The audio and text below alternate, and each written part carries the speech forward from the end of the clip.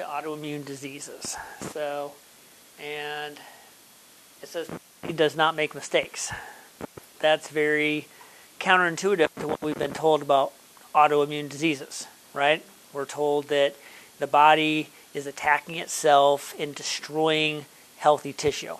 Well, we'll get into that and see why that actually doesn't make sense. So, all right, autoimmune diseases.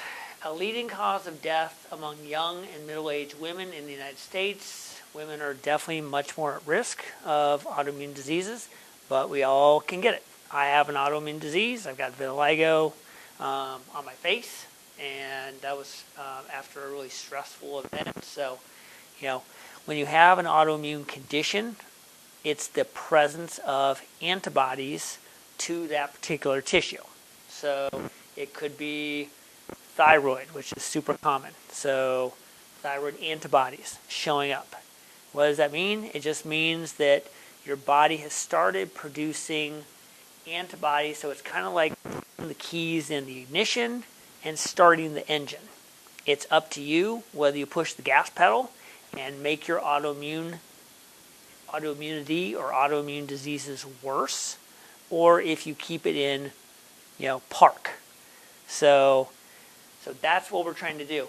So many women have autoimmune diseases for long periods of time. It's frustrating and hard to get a diagnosis, and oftentimes it takes 8 to 10 years for a positive diagnosis of an autoimmune disease. In that time, your body is destroying tissue that, if found early, you could change, halt, stop, reverse.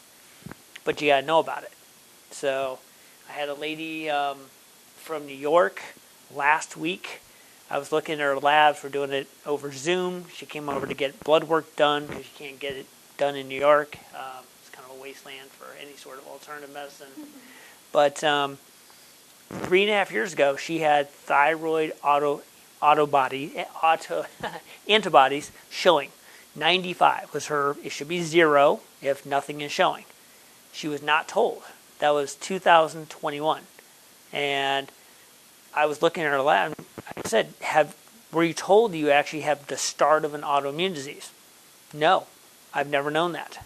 So we tested her, that particular antibody, and now it's up to 995, and it should be 0.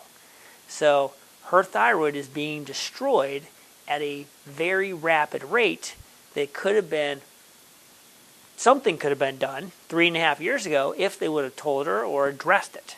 So now we're going to try and slow down whatever that process is that's going. And we've got to do other testing to try and find out what's the trigger. Why is her thyroid responding that way? So what is our immune system? Our immune system is a complex network of cells, tissues, and organs that work together to defend against germs. And it helps your body recognize these foreign invaders. Then it does its job to keep them out, or if it can't, to find and destroy them. Pretty simplistic, but that's kind of what things are being taught now.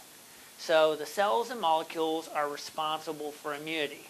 The human body invests heavily in cells that are dedicated to defense, called our immune system or our immune response. The immune system is the body's defense against infections, and as most studies say, it's not well defined, and it's all based on infectious agents.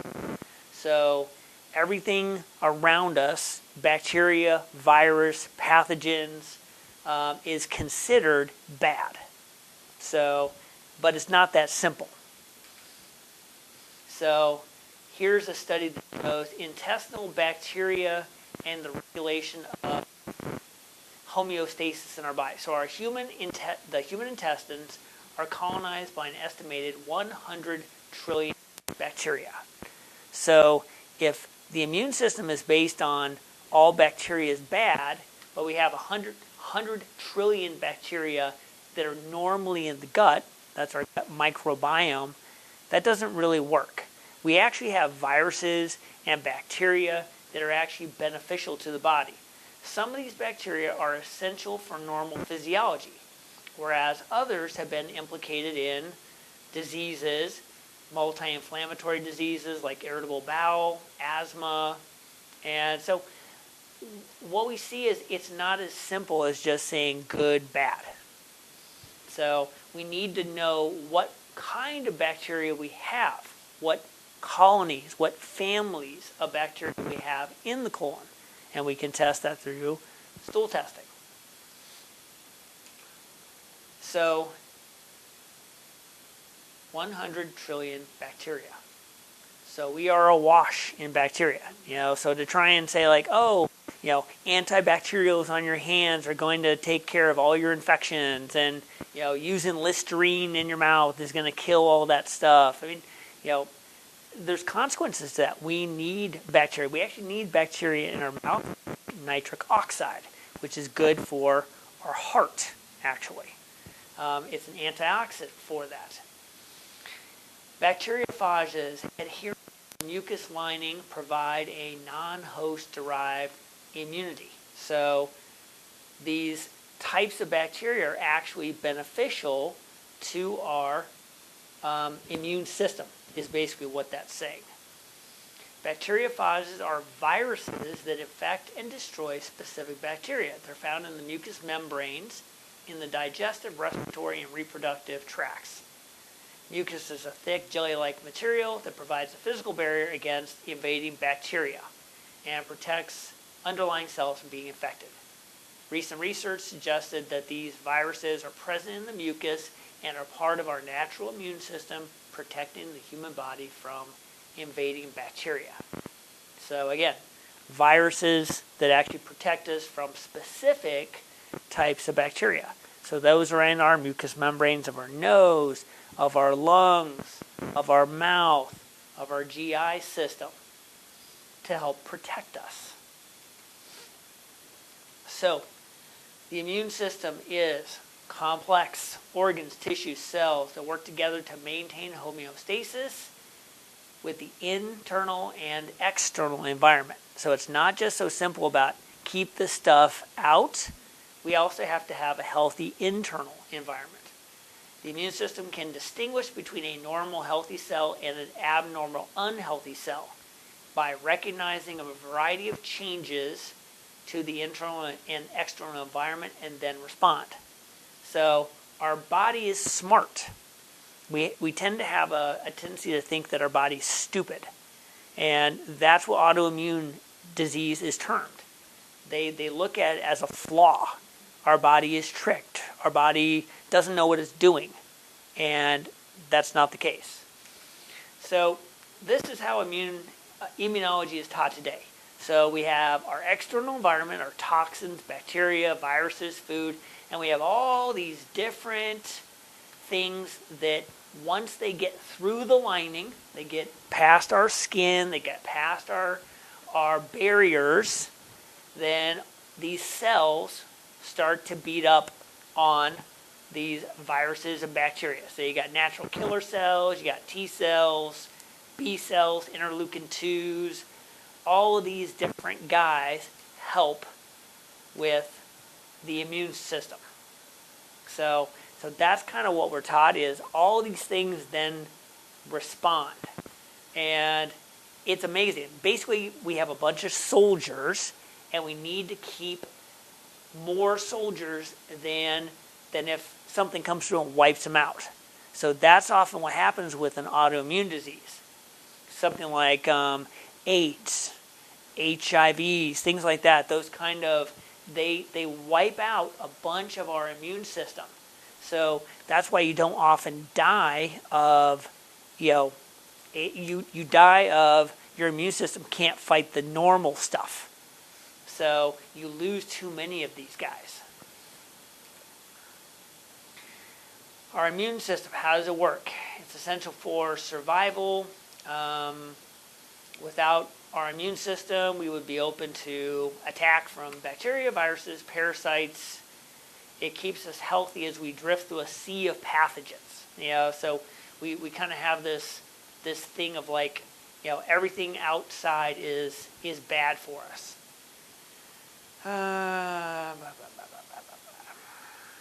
Yeah. So, autoimmune diseases. Your immune system protects against disease and infection, but if you have an autoimmune disease, your immune system attacks healthy cells in your body by mistake. Autoimmune diseases can affect many parts of the body. No one's sure what causes them, but they tend to run in families. Women, particularly of African American, Hispanic American, and Native American women, have a higher risk of some autoimmune diseases. There's over 80 types. That's old data. There's over 100 types now, and they have similar symptoms.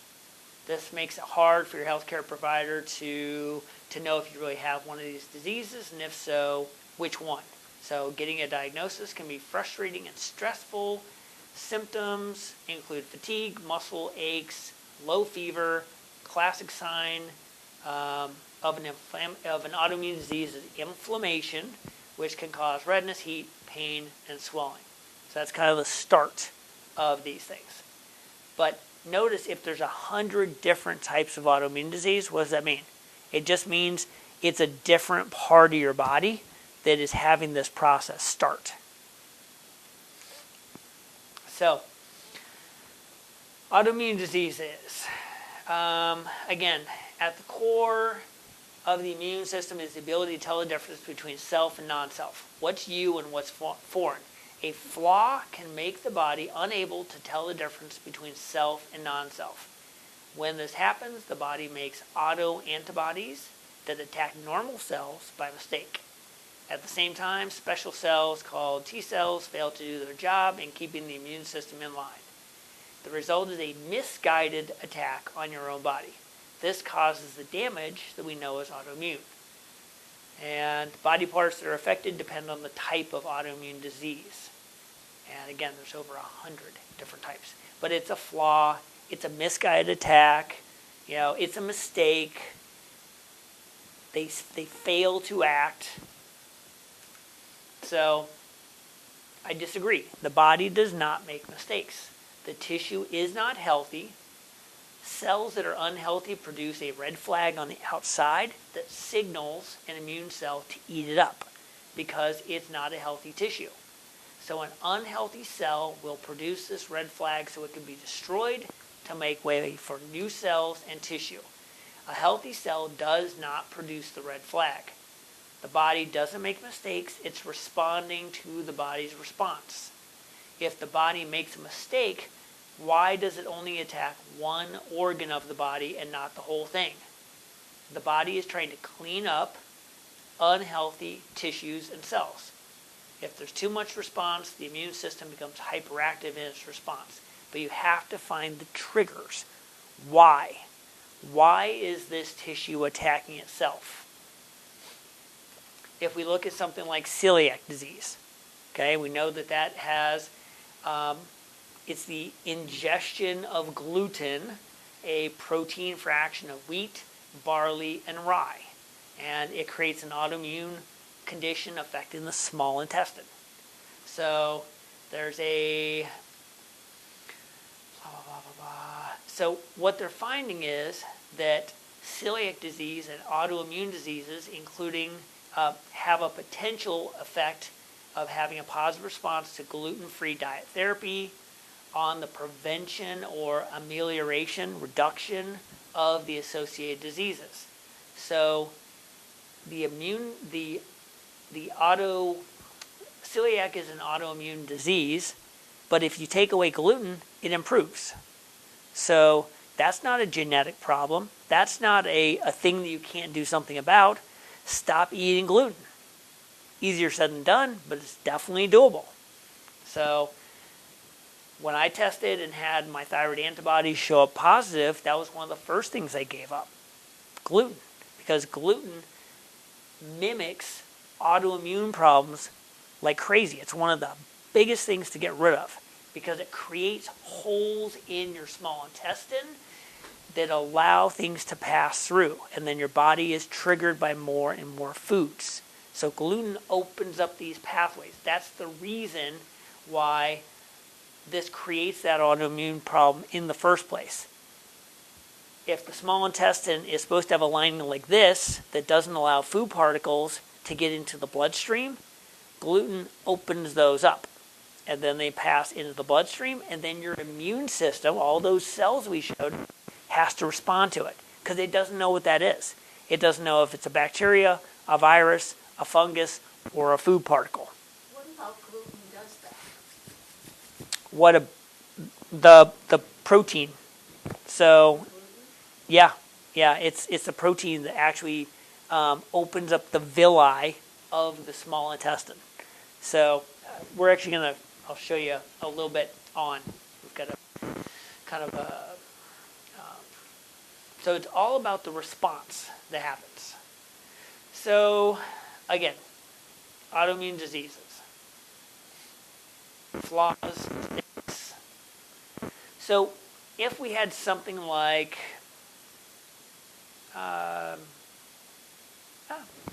let's take a thyroid antibody, an autoimmune. So Hashimoto's, Graves' disease, Crohn's disease, ulcerative colitis. What's the medical approach to that?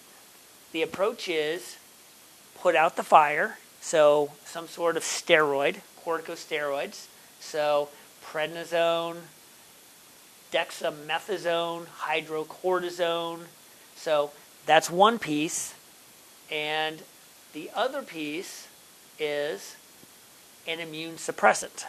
So something like Humira, methotrexate, all things to suppress the immune response to try and keep your immune system from attacking that tissue. Okay?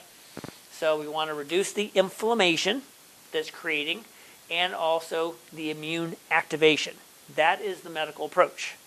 So the problem with that is there's no end game with that. It's just continual immune suppressants and corticosteroids. The problem with corticosteroids is they create massive blood sugar issues. I was talking with somebody on prednisone today. His blood sugar was at 500, which is nuts, absolutely nuts. And he's got diabetes, he's got cancer, he's got he's a mess. But they put him on prednisone, and a 5-day course, but it spiked his blood sugar like crazy with that short term. So there really is not an end game to these medications. My dad had Crohn's disease, so he was on Humira for years. He was on one of these steroids for a period of time too. So, and the problem with that is when you suppress the immune system, you also increase your chances of cancer, because we have cancer cells. What's our immune system supposed to be doing? It's supposed to be going around and killing those guys because they're unhealthy cells. Well, if you purposely suppress your immune system, you increase your chance of cancer. So what did my dad end up with? Stage 3 colon cancer into the lymph nodes. So fortunately, it burst. That was the way that he found out about it. And my voice is getting dry.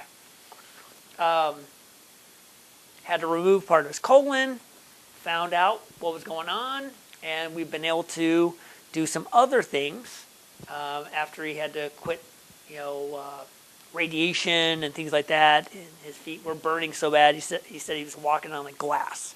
So he's out in Ohio. So, but now we've been doing stool testing. We're doing food allergy testing to try and figure out the triggers that created some of that problem in the first place. If you go to an alternative medicine doc, they're going to give you things like reishi, licorice, ashwagandha, rehmannia. All those things reduce the immune activation that's going on. So same thing over here with what are some things that might reduce and put out some of the symptoms, the inflammation. Vitamin D, omega-3s, cod liver oil. Those are all things that would be recommended, you know. And if you used to watch like Dr. Oz, you know, they all had a protocol for if you have this, then take these things. And there was no individuality with it. There was no testing with it. It was just, these things are good, so take these things. And they might work for a period of time, but a lot of times, if you don't know what's going on, eventually they're not going to work, and they're not usually as strong as the medications. So the wellness way approach is, let's figure out why. What is your trigger? What's going on in your body? Why are you getting this response? Now, just an aside, for vitamin D, usually you have to have your doc test that specifically. It's not tested as your primary, at your physical. You know, they usually don't test vitamin D unless you ask for it. And they'll put below 20 as deficient, 21 to 29 is insufficient, and 30 and above is normal. So what I would like to see is anyone having an autoimmune condition should be on that upper level, 80 and up. And what I find, whether I test somebody's vitamin D in February or in August, is unless they're supplementing, usually their vitamin D is insufficient. It doesn't matter. It doesn't matter how much tan they have on their body. It doesn't matter how much time they spend outside. Their vitamin D levels are usually not good. So, and it's amazing, you know, because I used to think, well, you don't supplement during the summertime because you're out in the sun and all this kind of stuff. And then we started testing people in the winter and the summer, and their levels were not very much different. And I've heard from other wellness way docs down in Florida that their levels down there during the summer are terrible. So I think people are scared of the sun. I think people wear sunscreen all the time, and they just don't get enough sun on their skin.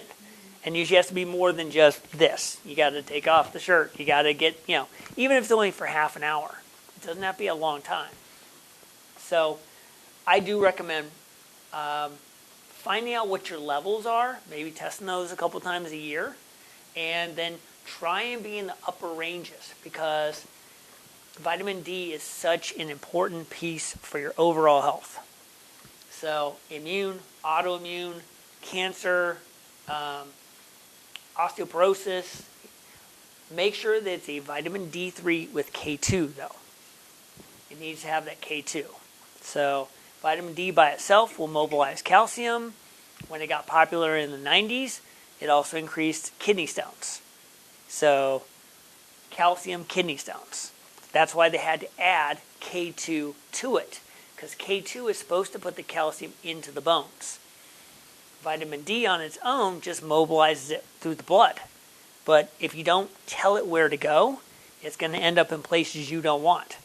Kidneys, thyroid, your blood vessels, your joints. So take the K2. And a lot of cheap vitamin Ds only have vitamin D without the K2. So go a little bit more, you know, get out of Walmart where you're getting your vitamins and get something better. Is your vitamin D3? That is, yeah, it's D3 with K2. That's what you want to have. Okay. What's the D3? What's that mean? It's just the type. There's D2, there's D3. D3 is more available for the body, and it's been found to be a better, more absorbed vitamin D than D2. Okay. So you'll be put on immune suppressants, or maybe some different herbs. But what we want to do is we want to figure out what's going on. We got to find the triggers. So is there smoking going on? Is there chemical exposure? Is there mercury exposure? I mean, there's lots of different genetics, nutrition, viruses, hormones. We find the triggers that patients come into contact with that triggers, and that's not artificial intelligence, that's autoimmune, okay, AI. So Some people respond differently when a trigger is introduced to their body. So genetically, we are programmed for health, but it's usually our lifestyle choices that create the environment for autoimmune to be triggered. But it's different for everybody. If genetics was at fault only, why don't we have autoimmune from the day we're born? So many people say, my mom has got, Hashimoto's disease, my sister's got it, so that means that I'm going to have it too. A lot of times we eat the same way that we've been raised. So if mom cooked this and this and this, a lot of times we ate like that for a long, long time. So we have to change something in order to get a different result. If it was genetics only, it means we have zero control over our life. It's just like taking a medication for how long and for the rest of your life. Plus, if it was genetic, why aren't we having autoimmune all over our body? Why does it only hit one area at a time? It's because something's triggered in that area and your body is trying to take care of the unhealthy tissue. The problem is, once you have one autoimmune condition, if you don't do something to reduce the symptoms, you'll end up with more. So this is kind of what I was talking about with the GI barrier. So the green dots are food antigens, bacteria, and this is in the intestines right through here. So what we want to do is have a healthy barrier that keeps stuff in here without getting into the bloodstream. When there are holes in the lining, bacteria, viruses, food particles can go through here, and then your body needs to respond to what those are. That creates an immune response. That creates histamine and inflammation. So that's why you can have your foods. So this is a food allergy test that we do. It's a blood draw. This is looking at what are called IgG reactions. These are the low and slow responses. So you could eat eggs today, being Tuesday, and you might have a localized reaction to it on Friday. 4 to 7 days delayed response. These are not peanut sensitivity, I chew it and I swell up, and I need an EpiPen. Those are IgE responses. So the red are what actually tested. So you'll see +2s, +1s, +4s, +3s. And with IgG reactions, there's 4 antibodies that can be triggered. So for this one, this person had a good amount of yeast. Their body did not like eggs, didn't like cow's milk, garbanzo beans, pepper, chia seeds, tomatoes, wheat. Notice that is not McDonald's Big Mac. It's not, good amount of that looks like pizza, Yeast, tomatoes, wheat, cow's milk, pepper, eggs. I mean, that's basically a pizza right there. So this is my first food allergy test. So there's a lot of stuff. Yeah. So again, a reason to avoid gluten. So was the wheat right there. So yeah, so I got off these things, and to try and reduce the inflammation from the foods I was eating. I didn't know these were a problem. That's the reason I got them tested. I thought I was eating well. I thought I was eating protein. But my body was having a problem with these pieces right here. So my wife's initial test, she had 21. I had 10. So she had all sorts of stuff. And again, all healthy stuff. But again, barley, flaxseed, kale, mustard, pistachio, nuts, oats, wheat. I mean, there's a lot of different things there for gluten on here. So again, yeast, tuna, tomatoes, black pepper, there's lots of stuff. Tuna? Tuna. Yeah. Oh, come on. Cod can be, my cod was on there too. All right. So I see beef, chicken, turkey. Some people can't digest meat proteins. So sometimes that's a sign that you need to support the stomach. So when I see yeast, I'm thinking yeast overgrowth in the colon, which is where we should have a healthy amount of yeast, but not an overgrowth. Now, this was her first test. She had 21 foods. We tested it a year approximately later, and it reduced down to 5. And you can see it went from +3s and 2s and lots of 1s down to, +1s for just 5 items. What is that? So it can reduce. Yeah, it can totally reduce. But she was strict about what she was eating for that period of time. I had a lady last week. Her first test was 23. Her second test was 35. So she hasn't been following. She hasn't been taking anything, and her immune response is worse. So it can go either way. This is a stool test. So this looks at your digestion, your inflammation, and your gut microbiome. So that microbiome is included in that 100 trillion bacteria that article was talking about. And it breaks it down into different categories. So inflammation, infection, maldigestion. What I wanted to show was this is it's a microbiology culture. This is where they actually culture out. They're looking at the probiotics to see if you have enough beneficial bacteria. Then they're looking for additional potential bacterial infections or yeast infections or overgrowth. So this one, and P is pathogenic, PP is potentially pathogenic, NP is non-pathogenic. So I always take those things with a grain of salt. Candidas, so this person had a lot of yeast overgrowth and some bacterial overgrowth too. So that could potentially be a massive trigger for an autoimmune condition. Here was a lady who had asked her primary care for the last 4 or 5 years to test her thyroid completely. He refused to do it.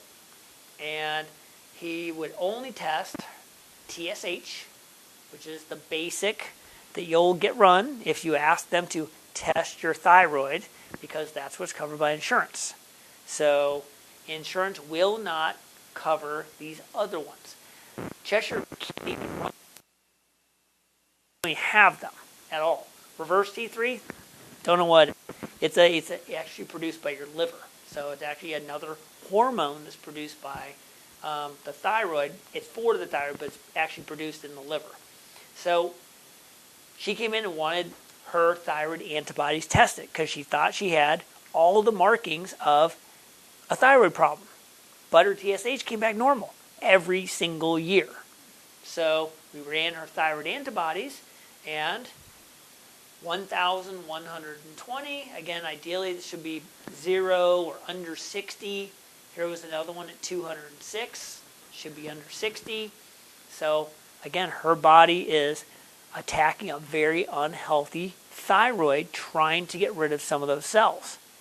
But it's because she had been ignored for the last 4 or 5 years that something could have been started. She could have known what to do. So we tested her gut and her stool and some more blood tests and got her on a better path to reduce this so that she doesn't end up with other autoimmune conditions and increasing the chance of dying.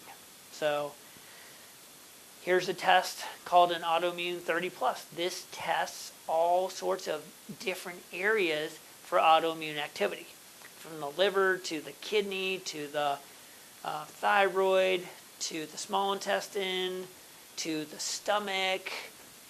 So it tests all over the body to look for, is there any autoimmunity starting? So this test was me, Fortunately, no, I don't have any other autoimmunity starting. So I had, like I said, I had some in my thyroid initially, but I've kept that at bay. And that's my goal. I don't want to push on the gas pedal. So I want to keep my diet clean. I want to keep my gut working well. On the first visit, we're going to do x-rays. So we're going to look at what the spine looks like from a structural standpoint, so we can see what's going on in terms of what we need to adjust and things like that. But we also look at the soft tissue. When we look at an abdominal x-ray, we should see something like this on a healthy abdominal x-ray. That is not healthy. We should not see that. So that's a ton of bowel gas, that's inflammation. This is a lot of backed up stool in here. You should not be able to see all this stuff. Sometimes you can see the entire outline of someone's small intestine and large intestine because of what's inside. And again, that's soft tissue. You should not be able to see the colon, ascending, transverse, and descending colon unless there's so much stuff on the inside that it's actually pushing out and making that. So this can all be improved upon. Oftentimes this is not enough stomach acid up here because this is right around the stomach, dropping into the small intestine. Again, we see a massive thing up in this area too.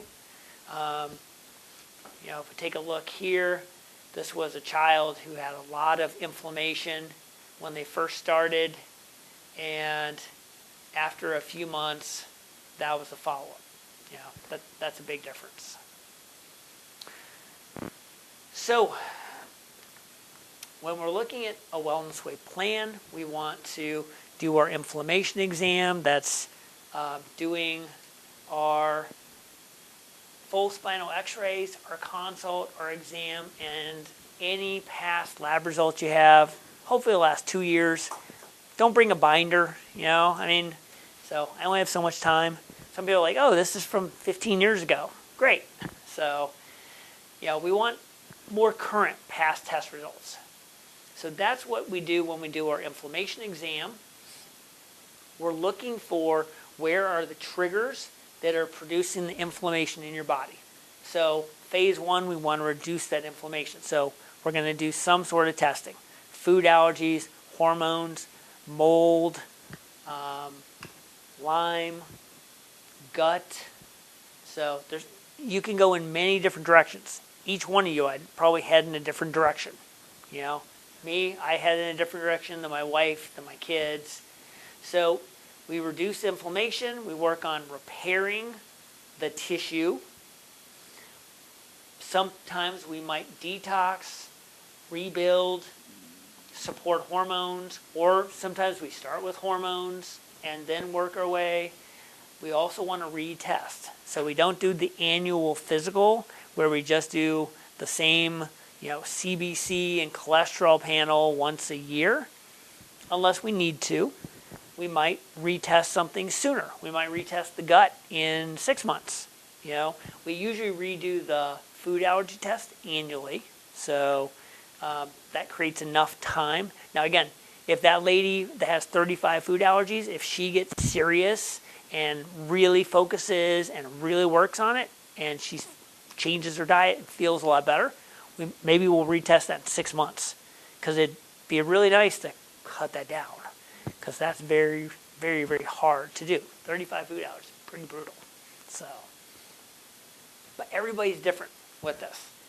So each plan is a little bit different, but the idea is we want to personalize it to the person coming in.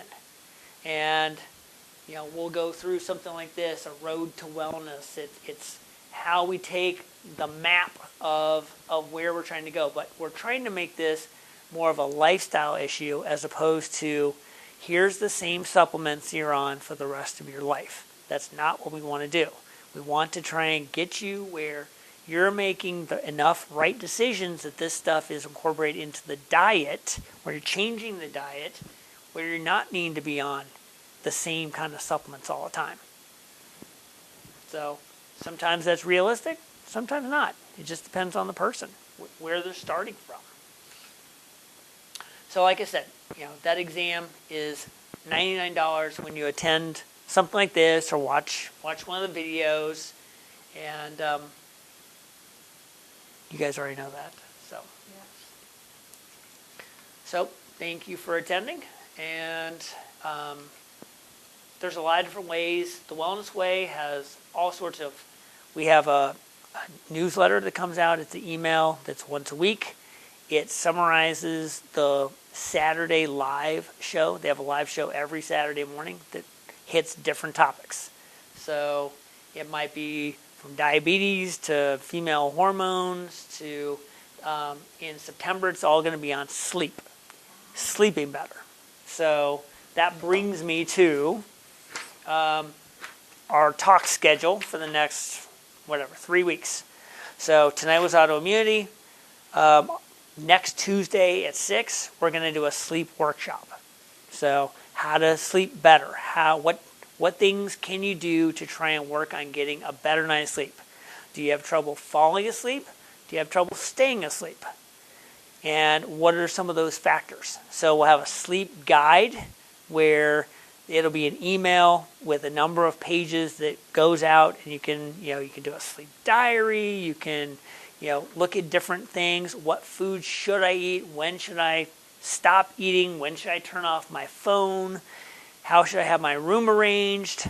All those different things. October 15th, we're going to do balancing female hormones. So, okay. Sorry. So, on cue, right? Sorry. So that's what we have for the next 3 weeks, and then October 26th, we're having Dr. Flynn. So that's all I have. Saturday, October 26th, at the Keene Country Club, and we've got about close to 75 people signed up.